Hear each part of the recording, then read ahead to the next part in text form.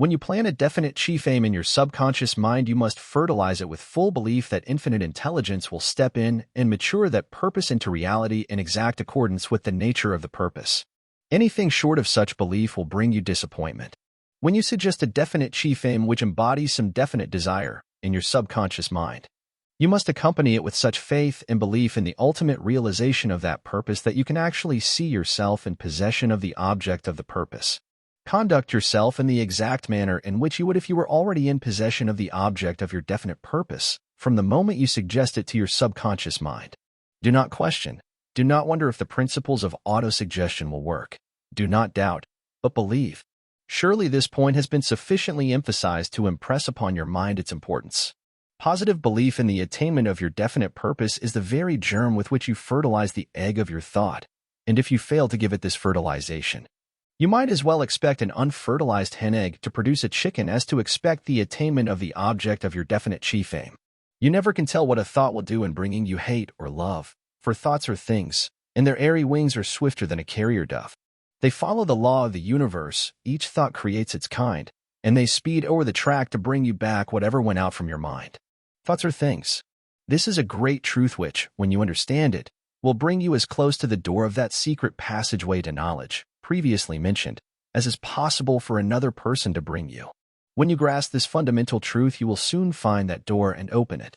The power to think as you wish to think is the only power over which you have absolute control. Please read and study the foregoing sentence until you grasp its meaning.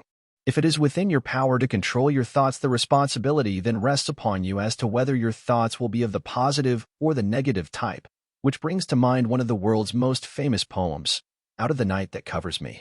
Black is the pit from pole to pole. I thank whatever gods may be for my unconquerable soul. In the fell clutch of circumstance I have not winced or cried aloud.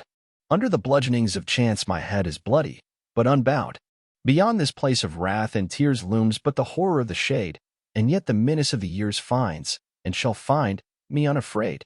It matters not how strait the gate, how charged with punishments the scroll, I am the master of my fate, I am the captain of my soul. Henley did not write this poem until after he had discovered the door to that secret passageway which I have mentioned. You are the master of your fate and the captain of your soul by reason of the fact that you control your own thoughts, and, with the aid of your thoughts, you may create whatever you desire. As we approach the close of this lesson, let us pull aside the curtain that hangs over the gateway called death and take a look into the great beyond. Behold a world peopled with beings who function without the aid of physical bodies. Look closely and, whether for weal or for woe, observe that you look at a world peopled with beings of your own creation. Hi, my name's Dart. I'm the person behind these videos. Please like and subscribe, and if you haven't already, be sure to sign up for the playlist so you can hear this book in its entirety. Now back to the book. Which correspond exactly to the nature of your own thoughts as you express them before death. There they are, the children of your own heart and mind, patterned after the image of your own thoughts. Those which were born of your hatred and envy and jealousy and selfishness and injustice toward your fellow men will not make very desirable neighbors, but you must live with them just the same, for they are your children and you cannot turn them out. You will be unfortunate, indeed, if you find there no children which were born of love and justice and truth and kindness toward others. In the light of this allegorical suggestion, the subject of accurate thought takes on a new and a much more important aspect, doesn't it? If there is a possibility that every thought you release during this life will step out, in the form of a living being, to greet you after death, then you need no further reason for guarding all your thoughts more carefully than you would guard the food that you feed your physical body. I refer to this suggestion as allegorical for a reason that you will understand only after you shall have passed through the door of that secret passageway to knowledge that I have heretofore mentioned. To ask me how I know these things, before you pass through that door, would be as useless as it would be for a man who has never seen with his physical eyes to ask me what the color red looks like.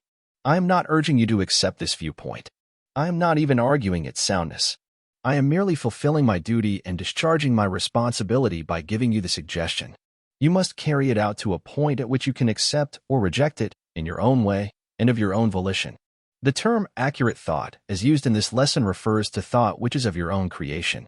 Thought that comes to you from others, through either suggestion or direct statement, is not accurate thought within the meaning and purpose of this lesson, although it may be thought that is based upon facts. I have now carried you to the apex of the pyramid of this lesson on accurate thought. I can take you no further. However, you have not gone the entire distance. You have but started. From here on you must be your own guide. But if you have not wholly missed the great truth upon which the lesson is founded, Yarn will not have difficulty in finding your own way. Let me caution you, however, not to become discouraged if the fundamental truth of this lesson does not dawn upon you at first reading. It may require weeks or even months of meditation for you to comprehend fully this truth, but it is worth working for. The principles laid down in the beginning of this lesson you can easily understand and accept, because they are of the most elementary nature. However, as you began to follow the chain of thought along toward the close of the lesson, you perhaps found yourself being carried into waters too deep for you to fathom. Perhaps I can throw one final ray of light on the subject by reminding you that the sound of every voice, and of every note of music, and of every other nature that is being released at the time you are reading these lines is floating through the ether right where you are. To hear these sounds you need but the aid of a modern radio outfit. Without this equipment as a supplement to your own sense of hearing, you are powerless to hear these sounds. Had this same statement been made 20 years ago, you would have believed the one who made it to be insane or a fool. But you now accept the statement without question, because you know it is true. Thought is a much higher and more perfectly organized form of energy than is mere sound. Therefore, it is not beyond the bounds of reason to suppose that every thought now being released and every thought that has ever been released is also in the ether or somewhere else, and may be interpreted by those who have the equipment with which to do it. And what sort of equipment is necessary? You ask.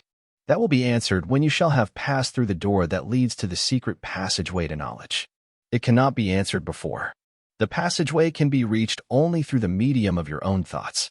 This is one reason why all the great philosophers of the past admonished man to know himself. Know thyself is and has been the cry of the ages.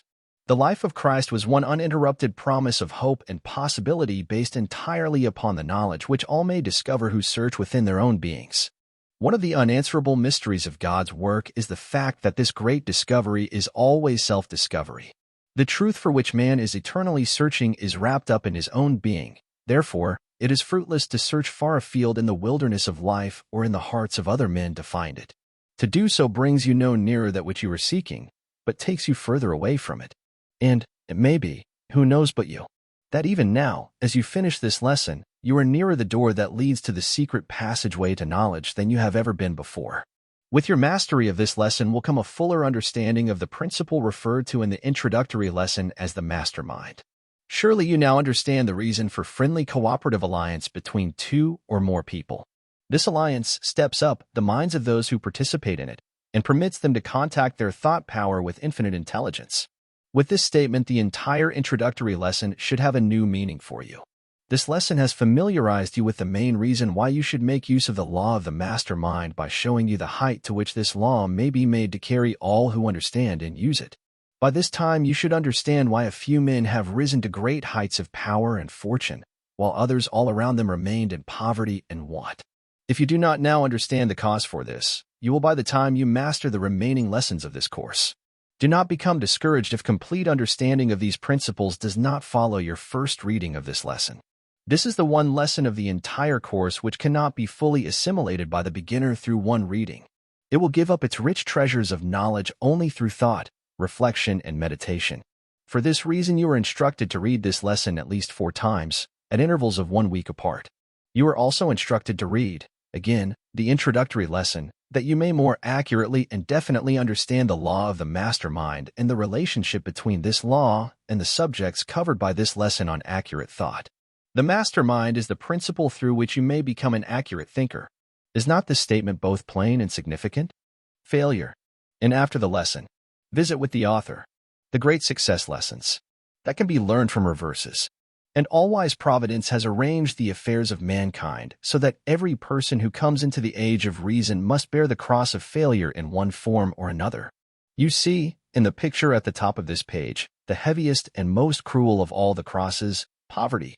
Hundreds of millions of people living on this earth today find it necessary to struggle under the burden of this cross in order to enjoy the 3 bare necessities of life: a place to sleep, something to eat, and clothes to wear. Carrying the cross of poverty is no joke. But it seems significant that the greatest and most successful men and women who ever lived found it necessary to carry this cross before they arrived. Failure is generally accepted as a curse. But few people ever understand that failure is a curse only when it is accepted as such. But few ever learn the truth that failure is seldom permanent. Go back over your own experiences for a few years, and you will see that your failures generally turned out to be blessings in disguise. Failure teaches men lessons which they would never learn without it.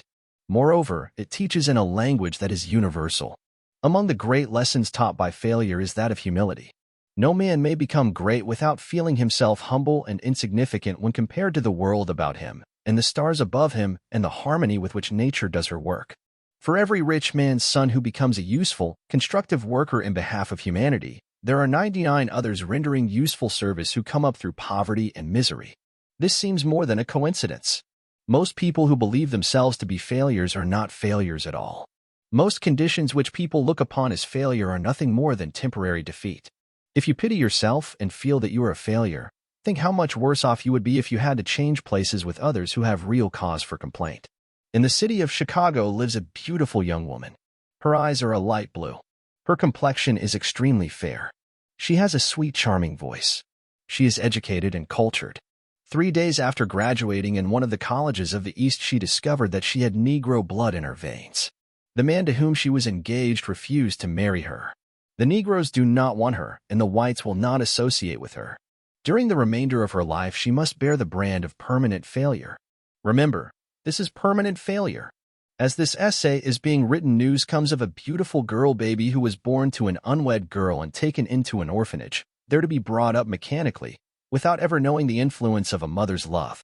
All through life, this unfortunate child must bear the brunt of another's mistake which can never be corrected. How fortunate are you, no matter what may be your imaginary failures, that you are not this child. If you have a strong body and a sound mind, you have much for which you ought to be thankful. Millions of people all about you have no such blessings. Careful analysis of 100 men and women whom the world has accepted as being great shows that they were compelled to undergo hardship and temporary defeat and failure such as you probably have never known and never will know. Woodrow Wilson went to his grave altogether too soon, the victim of cruel slander and disappointment, believing, no doubt, that he was a failure. Time, the great miracle worker that rights all wrongs and turns failure into success, will place the name of Woodrow Wilson at the top of the page of the really great. Few now living have the vision to see that out of Wilson's failure will come, eventually, such a powerful demand for universal peace that war will be an impossibility. Lincoln died without knowing that his failure gave sound foundation to the greatest nation on this earth. Columbus died, a prisoner in chains, without ever knowing that his failure meant the discovery of the great nation which Lincoln and Wilson helped to preserve, with their failures. Do not use the word failure carelessly. Remember, carrying a burdensome cross temporarily is not failure. If you have the real seed of success within you, a little adversity and temporary defeat will only serve to nurture that seed and cause it to burst forth into maturity. When divine intelligence wants a great man or woman to render some needed service in the world, the fortunate one is tested out through some form of failure. If you are undergoing what you believe to be failure, have patience. You may be passing through your testing time. No capable executive would select, as his lieutenants, those whom he had not tested for reliability, loyalty, perseverance, and other essential qualities.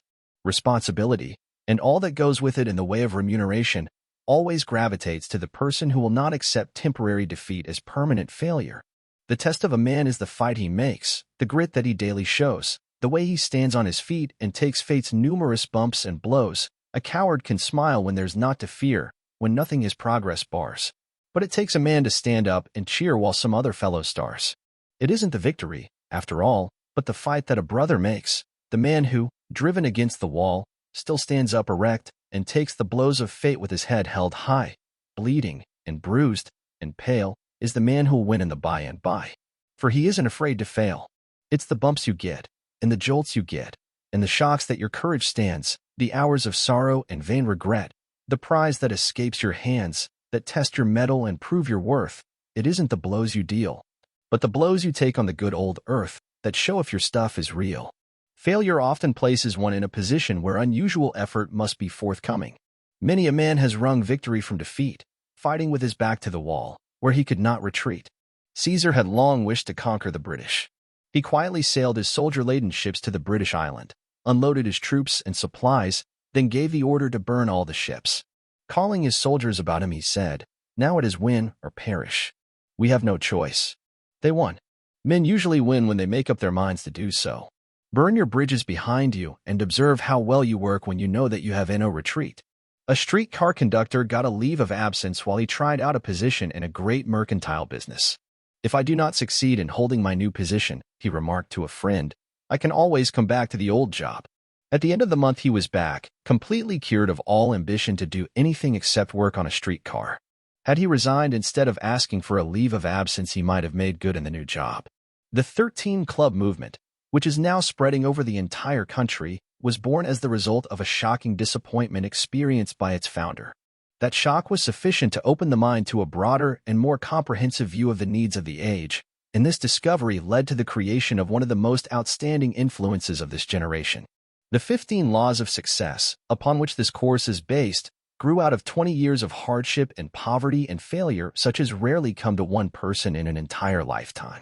Surely those of you who have followed this series of lessons from the beginning must have read between the lines and back of them a story of struggle which has meant self-discipline and self-discovery such as never would have been known without this hardship. Study the roadway of life, in the picture at the beginning of this essay, and observe that everyone who travels that road carries a cross. Remember, as you take inventory of your own burdens, that nature's richest gifts go to those who meet failure without flinching or whining. Nature's ways are not easily understood. If they were, no one could be tested for great responsibility with failure. When nature wants to make a man, and shake a man, and wake a man, when nature wants to make a man to do the future's will, when she tries with all her skill and she yearns with all her soul to create him large and whole. With what cunning she prepares him, how she goads and never spares him, how she whets him, and she frets him, and in poverty begets him.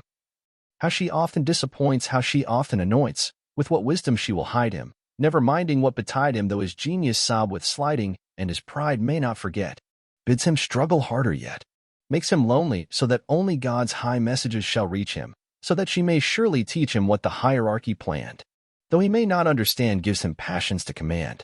How remorselessly she spurs him with terrific ardor, stirs him when she poignantly prefers him. Lo, the crisis.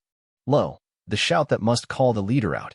When the people need salvation, doth he come to lead the nation, then doth nature show her plan.